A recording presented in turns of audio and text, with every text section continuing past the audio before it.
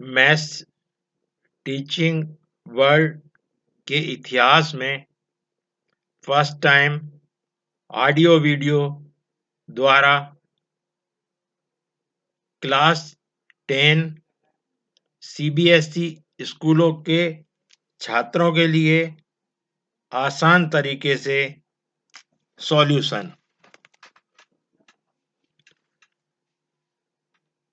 Maths subject की शिक्षा के इतिहास में ये पहला मौका है जब मैं इस तरह से आपको मैथ्स के सॉल्यूशंस करके बता रहा हूँ, जिसमें आप खुद अपना मन बुद्धि विवेक लगाकर इन सवालों को हल करेंगे और लॉन्ग टाइम तक याद रख सकते हैं।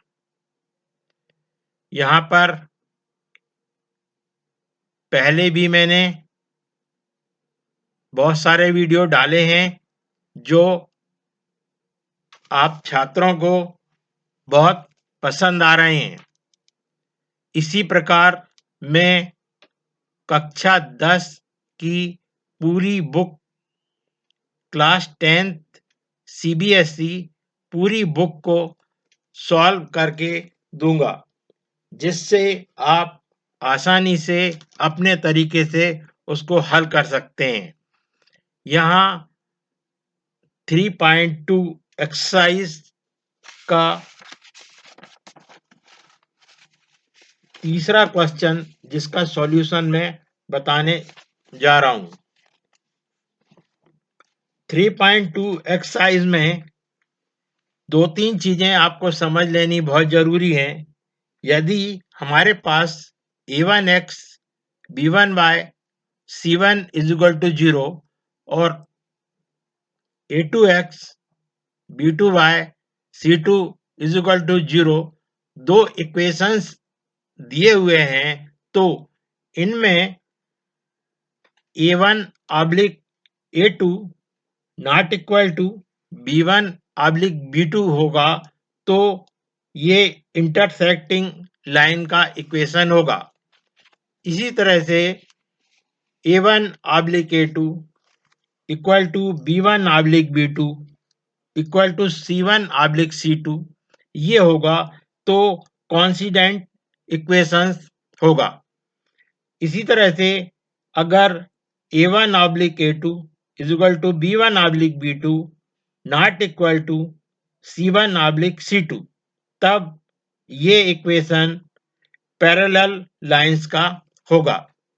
ये 3 बातें आप याद रखेंगे तो इंटरसेक्टिंग, कॉन्सिडेंट और पैरेलल लाइंस के इक्वेशन में क्या डिफरेंस है वो आपको समझ में आ जाएगा। 3.2 में अभी तक मैं पहले 2 सवालों का हल आपको बता चुका हूं और अब तीसरा क्वेश्चन है। तीसरे क्वेश्चन में हमको जो दिए हुए हैं सभी 1 to 5 इक्वेशंस, उनको हम पहले a1x b1y और c1 इज इक्वल टू 0 के टाइप में कन्वर्ट कर लेंगे। जैसे पहला इक्वेशन है 3x plus 2y is equal to 5 और इसी का दूसरा इक्वेशन है 2x minus 3y is equal to 7। तो यहाँ पर 3x plus 2y minus 5 is equal to 0 ये पहला हो जाएगा और 2x minus 3y minus 7 is equal to 0 ये दूसरा हो जाएगा। अब इसमें हमें करना क्या है कि ये जो वैल्यूज हमें दी हुई हैं a1, b1 और c1 की, उन वैल्यूज को हम अपने जो दिए हुए हमारे फार्मूले हैं उनमें रखेंगे। जैसे कि अगर हम पहला सवाल देखें तो इसमें आएगा 3 ऑब्लिक 2,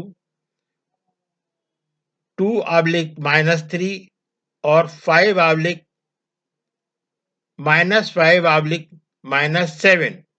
यहाँ हम देख रहे हैं कि ये a1 oblique a2 not equal to b1 oblique b2 और not equal to c1 oblique c2। इस तरह का है, तो हम इसमें दो ही चीज केवल देख लें, A1/A2 is equal to B1/B2 अगर इक्वल नहीं है तो ये इंटरसेक्टिंग है। तो इस तरह से पहला वाला इंटरसेक्ट हो गया। दूसरे वाले में हम देखेंगे कि 2/4 -3/-6 और -8/-9 ये आएगा। अब इसमें हम यहाँ देखेंगे कि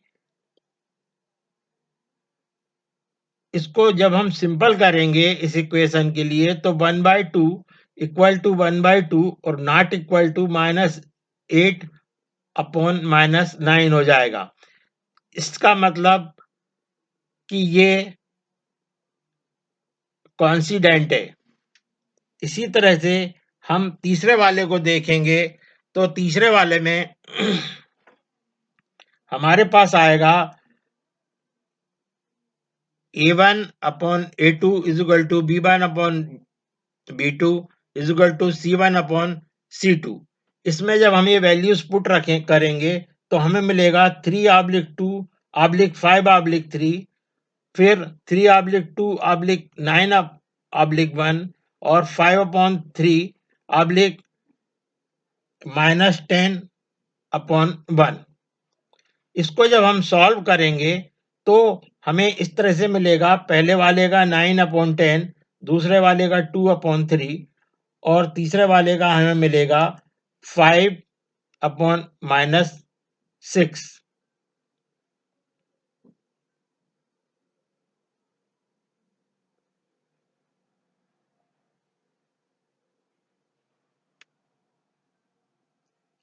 जिनको हम देख रहे हैं कि ये पहले वाला A1/A2 not equal to B1/B2 है, तो ये हमारा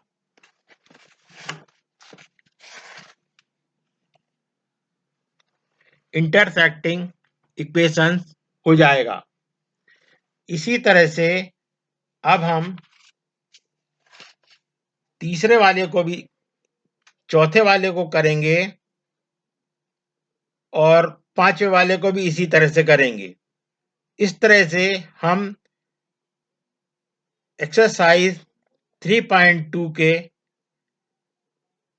3 क्वेश्चन को सॉल्व कर सकते हैं। इसमें अगर आपको कहीं कोई असुविधा हो, आप नहीं कर पा रहे हो, तो किसी भी समय आप 9303111488 पर Mahadev Agrawal maths trainer and आपके दोस्त को संपर्क कर सकते हैं।